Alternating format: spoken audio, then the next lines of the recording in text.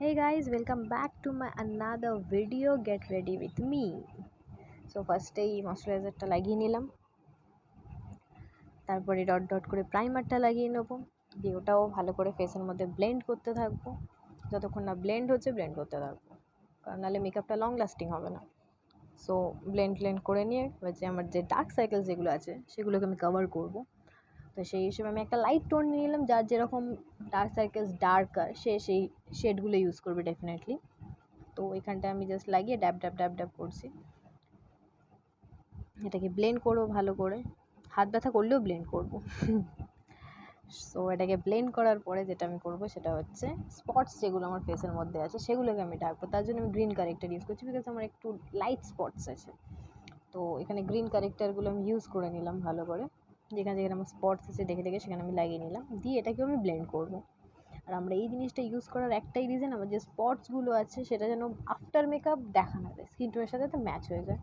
তো এটাকে ব্লেন্ড করার পরে আমি ফাউন্ডেশন লাগিয়ে নেবো। আমি তো স্টিক ফাউন্ডেশন ইউজ করি, অনেকেই লিকুইড ইউজ করো, তো আমি তো স্টিকটা ইউজ করি, তো সেই তো আমি ওটাই দেখাচ্ছি। তো স্টিক ফাউন্ডেশনটা আমি লাগিয়ে নিলাম, দিয়ে ওটাকে ভালো করে ব্লেন্ড করতে থাকবো।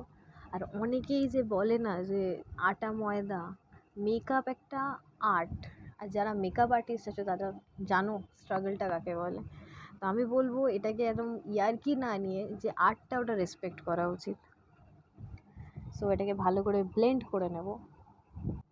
তো জিনিসটাকে ব্লেন্ড করে নেব ভালো করে, যাতে স্কিনের সাথে একদম পুরো হয়ে যায়, স্পটস না হয়ে যায়। তো আমার মেকআপের একটাই জিনিস ব্লেন্ড করা।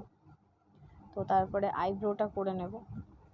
অনেকের আছে আইব্রো করা নেই, তারা আউটলাইন যে স্ট্রাকচার করতে অনেকের প্রবলেম হয়, তো আমি সেটা দেখাবো তাই জন্য কী করে ইজি হয়ে যাবে ব্যাপারটা।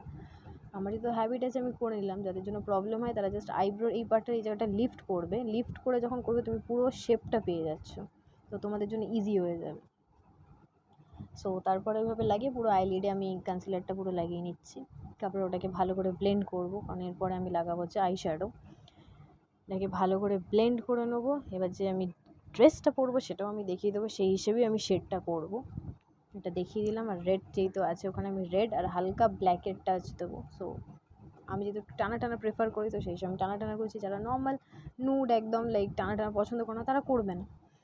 তো লাইক এরম করে দেন একটু শিমারি দিয়ে দিলাম আইয়ের কর্নারটায়। সো তারপরে একটু আইলাইনারটা পরে নিলাম।